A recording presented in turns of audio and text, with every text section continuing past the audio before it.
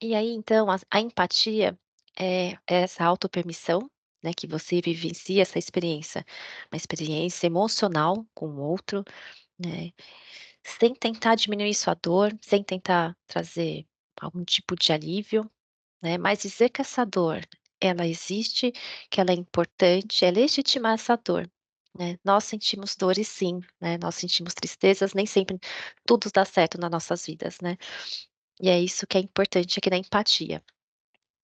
E que a simpatia, lembrando aquela nossa escala da empatia, ela está muito mais associada ao sentimento de pena, né, ela está tão próxima ali do sentimento de pena naquela escala, e aí entender a emoção do outro, é a gente até se coloca na posição de ouvir o outro, né, mas não necessariamente a gente está se envolvendo emocionalmente, não estou ali muito distante, né, e a gente tem muito esse hábito, de tentar amenizar as emoções do outro, né. Não, a gente não quer o mal muitas vezes ao outro, mas, essa tentativa não muitas vezes consciente de estar amenizando a dor do outro. E aí vou contar para vocês então, por onde começar a empatia, como sermos mais empáticos. Vou trazer para vocês aqui os 4 passos que inclusive foram ditos ali no vídeo da Brené Brown, né, que primeiro a gente tem que ter essa capacidade de assumir a perspectiva de outra pessoa, né, de você encontrar alguma coisa ali que conecte os pontos, né, conecte você com o outro, né. Afastar-se de julgamento. Nossa, é super difícil, né, a gente ouvir a história de alguém e não tentar, porque ela não fez a alternativa A, porque ela não fez B, porque ela não fez C. Ah, mas se tivesse feito de outra forma teria sido diferente. Não é julgar, e aí acho que é realmente um exercício do não julgamento, de apenas ouvir o outro, né. E de reconhecer essa emoção também do outro, para que você consiga estabelecer essa comunicação empática. E como a gente também consegue assumir essa perspectiva do outro. E vou contar para vocês que nós começamos fazer isso muito pequenininhos, que é essa conexão e identificação neural neuronal. Vamos lá, precisamos nos conectar com o outro. E essa conexão, essa parte frontal do cérebro, elas permite a gente perceber o sentimento dos outros, é algo muito natural nosso, né, então a empatia com os outros e em situações coletivas.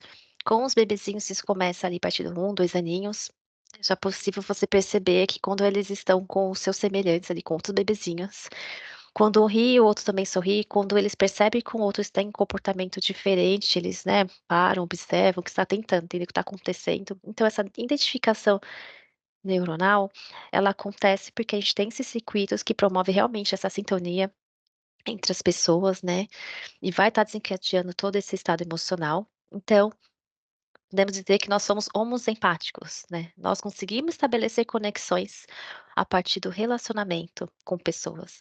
E a gente não vai criar conexão ou ser mais empáticos nos isolando, precisamos nos relacionar com as pessoas para isso, né. E como eu começo então a me relacionar cada vez mais com as pessoas? A partir do autoconhecimento, eu só vou conseguir me conectar bem com outros se eu me conhecer melhor antes. Então o autoconhecimento, né, a empatia ela vai partir dela, e essa consciência sobre as nossas emoções, eu preciso entender os meus gatilhos, porque eu reajo de tal forma em determinadas situações, porque eu sinto o que eu sinto, e aí é um processo realmente de autoconhecimento. E eu me conhecendo, eu vou poder compreender também as pessoas, né, o que elas também estão sentindo. E aqui eu vou trazer aqui para vocês um mapa da empatia. A empatia, então, ela é essa conexão com o outro, a partir da nossa própria conexão que a gente está conversando aqui sobre autoconhecimento. E essa trajetória para chegar ao outro, ela começa, então, com essa conexão com nós mesmos, e ela também, o primeiro passo, começa aí com a superação do medo. Mas que medo é esse, né? O medo de que não ter controle. Nós gostamos de ter controle sobre as coisas que acontecem na nossa vida, isso nos oferece muito conforto, estabilidade, mas sempre vai ter coisas na nossa vida que vão acontecer e a gente não tem controle. A gente não tem controle sobre doenças, sobre coisas ruins que possam acontecer sobre nós ou sobre a vida de pessoas queridas, né. Então a gente é um medo, é um dos medos que nós precisamos superar o medo de não merecermos, né, e o não merecermos significa que, para nós, muitas vezes, nós nos cobramos muito, nós nunca nos damos 10, sempre alguma coisa ficou para trás.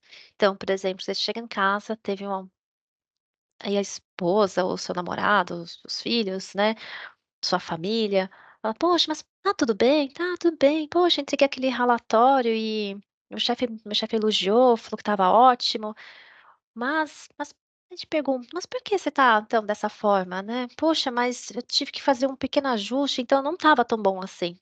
Né, então a gente sempre fica então procurando ainda alguma justificativa para a gente não entender que merecemos. Só vou merecer se eu tirar 10. Se eu tirar 9,5, eu não mereci esse reconhecimento, né. Nós subimos a nossa própria régua muitas vezes, né.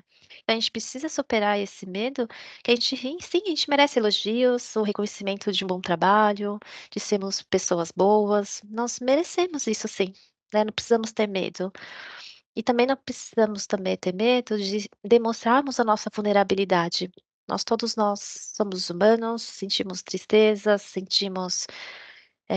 passamos por momentos ruins, né, e deixar que os outros percebam isso em nós, essa nossa humanidade, não é ruim, né, não não é um problema que precisa ser resolvido, né. A gente Pra nos conectarmos com nós mesmos, nós precisamos reconhecer que nós tudo bem não ter controle sobre tudo que acontece na minha vida, tudo bem também se eu não entregar o melhor trabalho, eu fiz um bom trabalho, eu me dei o meu melhor, né, mesmo que isso não signifique que eu tire um 10, né, e que nós podemos sim ser vulneráveis, né, e as pessoas não têm problema nenhum que elas conheçam aí as situações diversas que nós passamos, né, nossos nosso dia a dia, nas nossas vidas.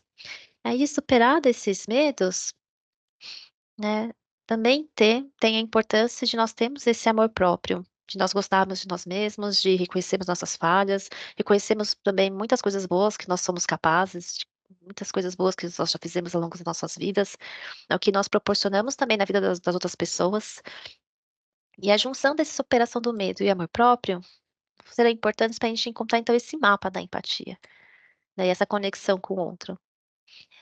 Isso só vai ser possível se a gente tiver coragem, então, para sermos imperfeitos. A Brené Brown, ela tem vários livros, ela até estudou sobre a vulnerabilidade, e aí numa dessas pesquisas que ela fez, ela comenta que as pessoas que eram mais empáticas eram pessoas que ela chama de pessoas de coração pleno, né, eram pessoas que estavam dispostas a dar o melhor de si para os outros, que elas não ligavam que elas de situações ruins que passavam no dia a dia, que elas sorriam para a vida, né, que elas não tinham vergonha de serem imperfeitas, né, então ela define como pessoas de coração pleno.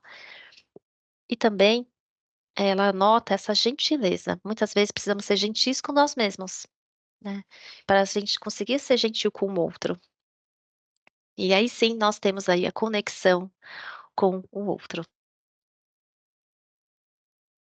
E aí vou contar um pouquinho rapidamente para vocês sobre o ouvido emocional. O que é esse ouvido emocional, né? Se a razão, ela é dita, né, ali por palavras, a emoção ela é não verbal, né. Então, a comunicação não verbal, ela é muito mais percebida na forma como nós falamos, pelo tom das palavras, pelos gestos que nós fazemos, como nos comunicamos, né, com as expressões faciais, tudo isso vai dizer o realmente o que você quer dizer, né, e as ações também das pessoas.